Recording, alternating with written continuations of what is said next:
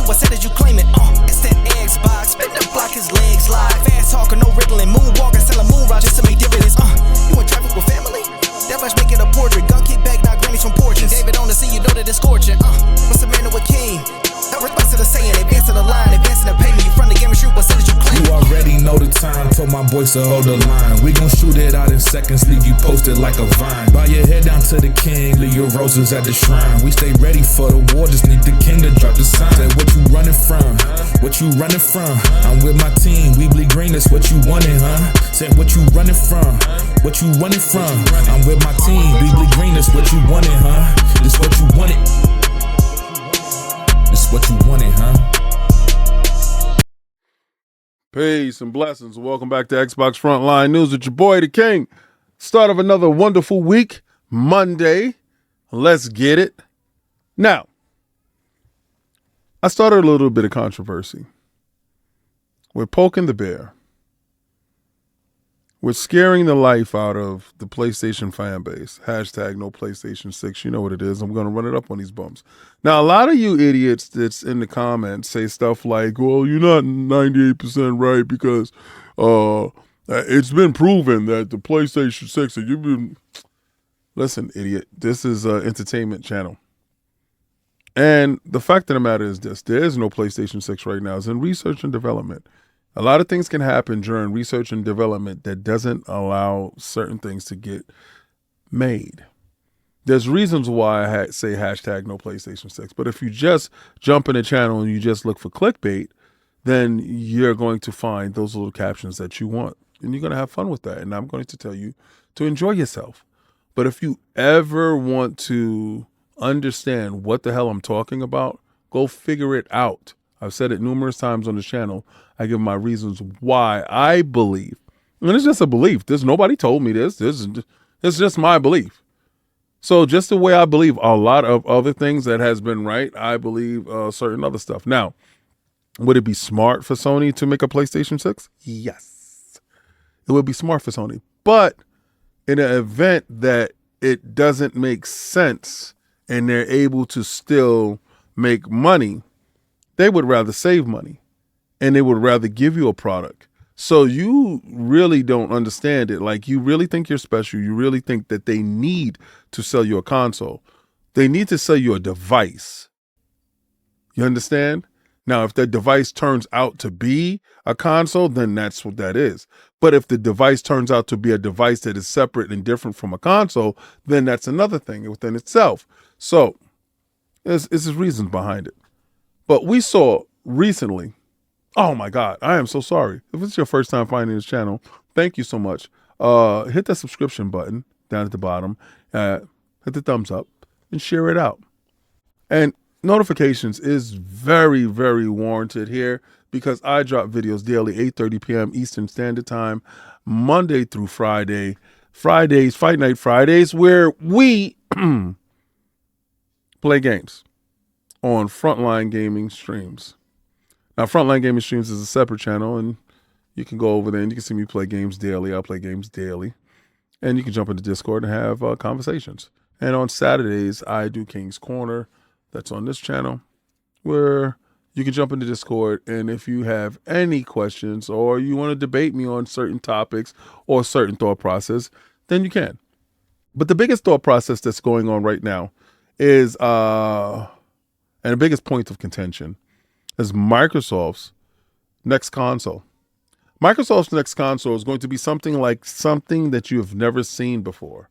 And in getting to those billions of players and telling developers, if you develop for us, you will reach more players than ever before. And that process is only done through exactly what they plan to do with the console.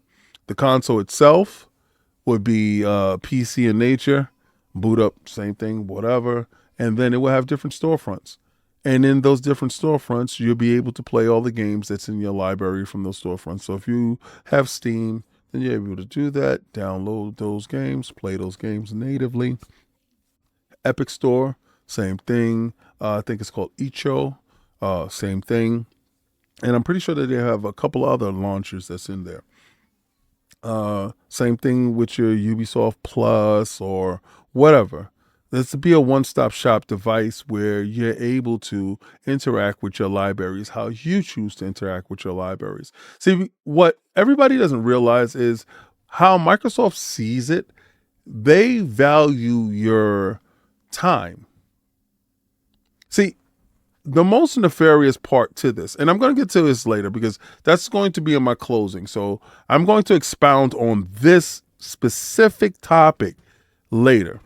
But we do have other games that's showing up. We do have a release date for Indiana Jones. And we do have a sub count on PlayStation Plus that is not looking well. Let's get into these topics, and then we can get back to talking about the next gen Xbox. Well, not next gen, because it's going to be the Xbox that's going to carry you for life. So you thought that you was going to actually jump in there with that mod of the Grand Theft Auto 6 map and use your Grand Theft Auto 5? Nah, buddy. Take-Two Interactive copyrights Grand Theft Auto 5 mod that puts Grand Theft Auto 6 map into the game. You won't be doing that. That won't be a thing. That won't be anything that can happen. At the end of the day, you're going to buck up, son. You're going to pay that money. That 100 and some change is going to come out of your pockets. You're following the YouTube copyright strike from Take-Two Interactive. Grand Theft Auto 5 modder has decided to remove his mod that adds Grand Theft Auto 6 to Grand Theft Auto 5. The video in question was a 5 mod that added Grand Theft Auto 6 map into the Grand Theft Auto 5, which was based on the massive hack that Rockstar Games faced a couple of years ago. Now, I remember when that happened and all that stuff leaked. This is the reason why we don't have Grand Theft Auto 6 now, because they had to go back and fix up a whole bunch of things and change a lot of stuff. Kind of like how I think they're doing with Wolverine, to be honest with you, because Wolverine has suffered the same amount of turmoil. Despite the Take-Two Interactive only copyright strike in the YouTube video, the modder Dark Space said in his YouTube video that he's also deciding to remove the download links to prevent further legal action. Trust and believe that they were coming for you, bro. In a tweet from Twitter, or X, he said, Take-Two Interactive has copyright claimed and removed my video from Grand Theft Auto 6 map that I made in Grand Theft Auto 5. I expect something like this could happen, but I'm surprised that they didn't bother emailing me. I would have taken it down if they were asked them to. Take-Two Interactive have been notorious for copyright striking and issuing legal action against modders in the past, so that the news shouldn't be as a surprise to anyone familiar with this practices, even more so when the mod in question is based on a leaked material that wasn't intended to see the light of day. Listen, they're going to make sure that their properties is well taken care of and respected. So at the end of the day, I can't blame them, because in this industry where you have to make your sales in order to ensure survival, that's a big one. That's a huge thing. So kudos to Take-Two. It sucks for this guy, but I'm pretty sure that he had a lot of traffic to his site before that happened. Well, to his mod. With all the great Assassin's Creed news, Assassin's Creed Shadows is Ubisoft's second biggest launch to date, and that's a wonderful thing, to be honest with you. It's only behind Assassin's Creed Valhalla, which is crazy because I would have thought that it would have been like Origins or something like that, but Valhalla. Wow. That's according to the insider gaming source that have provided the data for the last 3 mainline Assassin's Creed titles. The information was tweeted publicly on X. So Assassin's Creed has passed 2 million players just shy of 2 days, and 1 million players in 1 day. According to the data, Assassin's Creed Valhalla achieved 2.55 million players in the first day, where Odyssey achieved roughly 1,430,000 in early access. At the time of this writing, March 24th, Shadows is tracking to hit 3 million players in the coming days, according to Trajectory. Shadows could roughly hit 6 million players within its first month, but it's worth pointing out that the game has released in Q1 compared to other successful Assassin's Creed games that released in holidays. And we talked about that. Listen, it wouldn't receive that same level of notoriety in the second half of this year. I honestly felt that they knew that they needed to launch it earlier this year. So strategically placing the game in a place where action, stealth games, large open world action games, slightly RPG-ish in nature, is provided, and is no games that looks like this right now. I think it's smart. You have to be a little bit more creative when launching your games in order to ensure some type of success. So yes, it's smart. Indiana Jones and the Great Circle releases on PlayStation 5 next month. And it's about time. But next month is a packed month for games. It releases April 17th. Indiana Jones and the Great Circle finally has a PlayStation release date, and it releases April 17th. The official account on X has finally provided Indiana Jones fans with what they've been waiting for. Now, if you saw me today on Frontline Gaming Stream, I was playing Indiana Jones. I did a couple of puzzles, a couple of missions, got some stuff done as I moved on and decided to play a little bit of Fortnite today with the team. But you guys that was waiting for Machine Games to drop the information, well, here you have it. Now you can get into Indiana Jones. All your pre-order details is there. Okay, so the standard edition is $70 and will provide players with the base game. The premium edition costs $100 and provides players with 2 days early access and a digital art book and a Temple of Doom outfit and access to the story DLC, The Order of Giants, once it releases. Indiana Jones and the Great Circle releases on the PlayStation 5 also to celebrate with a collector's bundle. It will feature premium edition content along with a jump steel display bookcase, the Great Circle Globe hidden storage, I'll Make a Relic, and Adventure Journal. Players who pre-order today any of the editions of Indiana Jones and the Great Circle of the PlayStation Store will receive the Last Crusade pack, which includes a traveling suit, outfit, and a Lion Tamer whip. Go check that out. Another news, Indiana Jones games are, being developed. So you got it. Hope you pre-ordered it. As you saw today, us Xbox guys have already that's been there, done that. That's old hat. You can check me out on Frontline Gaming Streams. I was playing it today. If you need any help on those puzzles. And what's sure to piss off PlayStation fans, the physical copy of Indiana Jones requires a download. You need the internet in order to get that game properly installed there. So if you thought you were just going to pick up a physical copy because why? You thought you were special. But Xbox says, pump your brakes. You're not special, Waterbug. You're definitely regular. Rumor, Indiana Jones and the Great Circle PlayStation 5 physical version comes with a catch. The physical version copies of Indiana Jones of the Great Circle will require online download. The leaker suggests April 17th release date will come with 2 days early. But it's unclear if internet connection will be required after initial download or the update size. Well, I know. If you don't have that internet, you won't be playing Indiana Jones. Digital, baby. I'm just saying. Welcome to the world, the future, where your physical really didn't get physical. Pause. It's looking bad for the PlayStation 5, PlayStation Plus. Took a big hit in March. Sucks. It seems like not too many PlayStation Plus subscribers are interested in the March lineup. the free games. See, what PlayStation, this is the difference between what you say is Game Pass and PlayStation Plus. PlayStation Plus dudes jump in and jump out monthly, depending on what games is there. Like, I'm going to be in this month. I'm out next month. There's no games. I'll be in this month. I'll be out next month. And the lineup really isn't what they look for, so they didn't like Suicide Squad and Need for Speed, Hot Pursuit Remastered, and Insanity Portable, and, Sonic Colors, Teenage Mutant Ninja Turtle, and Dragon Age Veilguard. So it dropped down a substantial amount.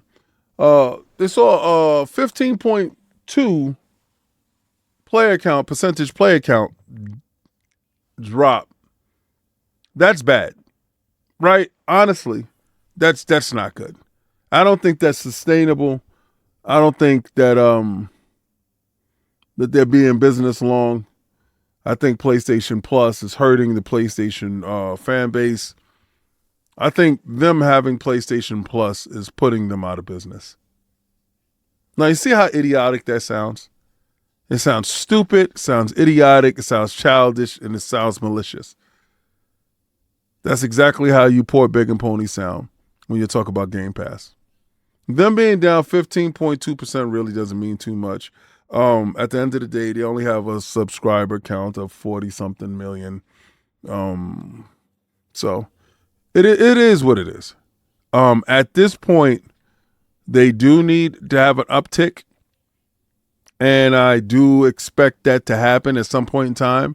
But they really have to start giving their fan base the games that they want and they need, and they haven't been doing so. So the consumer is talking out in volumes. The player count being low, spiffy up your service. It seems like Xbox is going to get Veilguard, I think, is next month or something like that. April is turning out to be an incredible month. Well, if you thought you were special and you got Dragon Age Veilguard on your PlayStation Plus this month, well, a rumor has it, I heard a rumor, that Xbox Game Pass will be getting, which includes EA Play, will be getting Dragon Age Veilguard and EA Sports FC 25. And, from what I hear is they're supposed to be joining Game Pass Ultimate at some point in the near future, with all the perks and stuff like that. So I'm playing Veilguard on my PlayStation 5 right now, and I hope it's cross-play. I hope I get a chance to, cross-progression. And I hope I'm able to take my saves and everything over. If not, I'll probably stop at some point because I'd rather play it on my Xbox. Hey, Veilguard and FC 2025, listen, Football Club 25. If Football Club 25 tickles your fancy, good. If Veilguard tickles your fancy, great. Me personally, that's more games that you can just throw inside Game Pass that gets us to where we want to play. Game Pass is probably my mainstay, my staple in which I game. So at the end of the day, wherever you want to play it, enjoy it, and have fun. But I just wanted to let you guys know that, yeah, a great RPG is on the way. Now, Xbox is probably just going to be Xbox. It's not going to probably have a number. It's not going to probably have anything special. It's just going to be Xbox. I honestly believe. That's my opinion. Because if Xbox is inside the kernel inside Windows 12. Okay, so let me give you my thought process and how they're going to deliver this device. Now, you're going to see a plethora of devices come out that's made from different manufacturers, like from Asus, from MCI. I don't know if you'll have a Steam version, but you'll probably have another version of whatever that handheld thing is, right? And in there, you have different launchers that's there that you're able to launch your Steam, launch your Epic Store, and stuff like that. Now, when it comes to the device that you're going to put under the television, imagine a compact PC. Now, remember when Steam did the Steam machines and you had different manufacturers making the Steam machines? Well, of course, that's there. Now, you notice now Steam makes their own Steam decks and they do that. Well, this is sort of the same idea. Now, you see Steam lends out the operating system and you can have the Lenovo. And in Lenovo, you have the Lenovo S, and that's the Steam version. Right. So you understand what I'm talking about. None of the games that are banned from Lenovo's operating system from Steam is banned. Right? Okay. Now, you get the hardware, which would be if it's manufactured by Lenovo, if it's manufactured by Asus, if it's manufactured by MCI, and then you will have an Xbox manufactured version from Microsoft. That console will be under the television. Now, the console will be significantly robust. I don't know if it's going to be modular in nature. Now, the Steam machines were modular in nature. I believe that this will have a standard SoC and all this other stuff, but at the baseline of it, it will have an API as Windows. Now, in doing so, it allows you to download your Steam games straight to your SSD and you know, your hard drives or whatever, and you're able to play your games. The reason why the PlayStation fan base is in an uproar is because this would allow all those games that are released on those launchers to be played on the Xbox console. The console will not identify as a Xbox console. The console will have pronouns, and the pronouns will be whatever it is. Now, I know that's funny and it's hilarious, and also that kind of ruffles a lot of people's feathers. But at the end of the day, you'll be playing your Spider-Mans, you'll be playing all the games, and when PlayStation does do a day and date, guess where you're able to play it? On your Xbox. One ring to rule them all. We're going to get to a point where the ideal utopia is that one console that you purchase and you just play everything. Right now, PlayStation guys really feel that they're winning because they're playing Xbox games on the PlayStation. But what Xbox is doing is further exacerbating your palate for Xbox games, getting you all lathered up and ready for Xbox games, and then the other shoe drops. The other shoe drops with this console that's able to play every and anything. What they value is your engagement on those consoles, because what that produces is data. That data is then used to go forth. Now, when you have that incredible amount of data, that's where the money is. So a lot of people keep telling me, okay, they're going to lose money. They're going to do this. What if somebody buys the game on Steam? I'm pretty sure if they buy the game on Steam, that Microsoft is going to get a cut. All right? So Microsoft is viewing it this way. They can either get a 30% cut or they can get a 100% cut. It doesn't matter. They're going to get a cut. You're buying an Xbox game. They're going to get a cut. You're not really seeing the forest for the trees. And at the end of the day, you're going to realize Microsoft had the best strategy out of all of them. Now, I know there's guys fighting that, they could block it off that machine. Then that means that you're going to block Steam. Because once you purchase that Steam licensed game and you're playing it on your Windows device, which is your PC, your handhelds, stuff like that, Sony's not blocking anything because they can't unless they block Steam. And they don't want to lose the money because right now Sony's not in a good place. They're in a bad place. And they need that bread. So, this is the part in the video. I'm going to tell you like, follow, subscribe. And I'm going to take that logo. And I'm going to throw it around Indiana Jones for Xbox. Because I can play it now. While you got to wait till April 17th. Which is far away. And shout out to South of Midnight. You're gold. And the kid is about to do his little NDA thing.